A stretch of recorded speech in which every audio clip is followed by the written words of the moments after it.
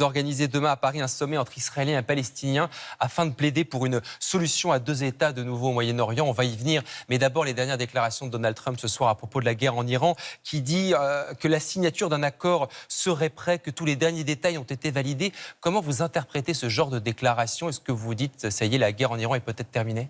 Ce que je dis, c'est que si un accord a été trouvé, c'est une très bonne nouvelle qui pourra mettre fin à une situation qui est insoutenable et qui, au fond, ne faisait que des perdants. Et qui va permettre aussi de réouvrir le détroit d'Ormuz et que s'engage une négociation sur l'encadrement du programme nucléaire iranien. Autant de sujets qui seront à l'ordre du jour des discussions entre les chefs d'État et de gouvernement européens, arabes et puis le président américain qui tous se retrouveront à Évian mardi prochain autour du président de la République. Au G7, c'est là que je sais que le sujet risque d'être sur la table. En tout cas, pour l'instant, les médias d'État iraniens disent qu'aucun accord, aucun texte n'a été signé avec Washington. Donc, prudence. Vous réunissez donc demain et vous lancez cet appel en vue d'une solution à deux États au Proche-Orient, près d'un an après la reconnaissance de la Palestine, de l'État Palestine par la France. D'abord, dans les faits, qu'est-ce qui a changé? Qu'est-ce que cette reconnaissance a permis ou n'a pas permis? Est-ce que les choses ont bougé? Les efforts que nous avons faits tout au long de l'année dernière pour rassembler la communauté internationale autour de cette solution à deux États, qui est la seule susceptible d'apporter la paix et la sécurité entre Israël et la Palestine, mais aussi pour la région, ont permis d'ouvrir la voie à un plan de paix, à mettre fin à la guerre à Gaza, à ce que les dernières dépouilles d'otages puissent être restituées et à engager ce processus qui, il faut bien l'admettre, depuis le début de la guerre en Iran, s'est arrêté. Oui, donc et c'est pourquoi il est si nécessaire de lui redonner un souffle. Il faut le relancer. Il faut le relancer. Et ce que nous faisons demain à Paris, en quelque sorte, c'est de construire un pont entre des Israéliens et des Palestiniens qui ne se parlent pas, qui ne se voient pas, parce qu'il faut bien se le dire, il est presque impossible pour un Israélien d'aller en Palestine et pour un Palestinien d'aller en Israël. Et donc c'est au fond à Paris qu'ils vont se rencontrer pour dialoguer, et un pont entre ces militants, Israéliens et Palestiniens, engagés pour la paix, et les gouvernements du monde. 15 ministres seront présents pour recevoir leurs recommandations et leurs appels à mettre en œuvre le plan de paix et la solution à deux États. Est-ce qu'on peut être un acteur pour faire la paix au Proche-Orient alors que nos relations avec le principal acteur, Israël, sont extrêmement fraîches, pour ne pas dire mauvaises en ce moment? En l'occurrence, nous considérons que ce sont les sociétés civiles qui ont un rôle essentiel à jouer pour préparer la paix. Parce que la paix, elle ne se décrète pas. Elle ne peut pas résulter uniquement de grandes conférences diplomatiques. Elle se joue aussi dans les esprits, dans la capacité de reconnaître les souffrances, mais aussi les droits de l'autre, y compris après avoir subi dans sa chair les meurtrissures du terrorisme ou de la guerre.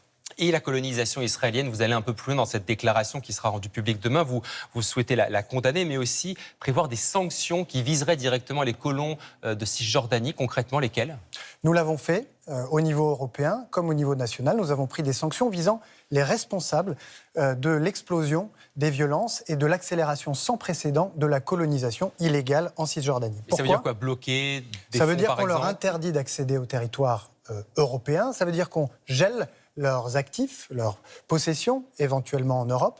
Et ça veut dire aussi qu'on interdit quiconque de faire des transactions, de commercer avec eux. Côté palestinien, vous parlez avec qui aujourd'hui? Quel État palestinien? Dans quel État se trouve l'autorité palestinienne? C'est un acteur pour vous? Demain, ce sont à des Palestiniens, des représentants d'associations, d'organisations, à la société civile que nous donnons la parole.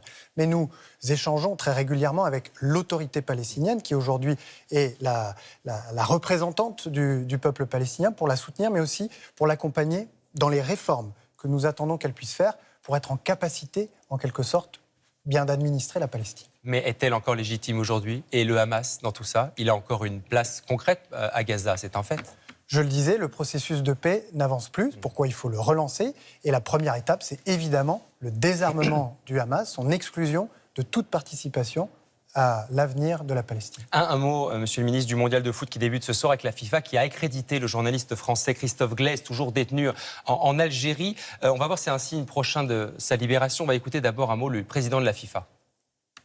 Il y a une chaise vide dans cette salle. Et ce siège vide est pour un journaliste français, Christophe Glaise. Christophe Glaise, qui est le seul journaliste sportif emprisonné dans le monde. Jean-Noël Barrot, avez-vous des nouvelles de Christophe Glaise et qui sera bientôt libre? D'abord, je veux saluer la mobilisation du monde du sport, la mobilisation aussi de la famille de Christophe Glaise, qui fait preuve de beaucoup de dignité et de courage dans cette épreuve. Quant à nous, nous nous mobilisons. Nous avons obtenu qu'une visite puisse lui être rendue ces derniers jours, qui nous a permis de vérifier son état d'esprit, son état physique également. Il va bien, malgré l'épreuve très douloureuse qu'il traverse. Pour ma part, je souhaite qu'il puisse retrouver sa place dans le monde de la presse et dans le monde du sport. Et j'en profite, puisque vous m'avez posé la question, pour souhaiter bonne chance à l'équipe de France. Y a-t-il une moindre chance qu'on le voit libéré avant la fin du mondial et peut-être même aller au Mexique, qui sait ? Dans ce genre d'affaires, il est toujours très difficile de pouvoir prévoir la date à laquelle on obtient la libération. Mais vous savez, depuis 1 an et demi que j'ai pris mes fonctions, nous avons obtenu le retour dans notre pays de plus de 30 personnes qui étaient détenues arbitrairement ou otages à l'étranger. Vous êtes donc nous confiant ne pour s'en lâcherons sortir. rien.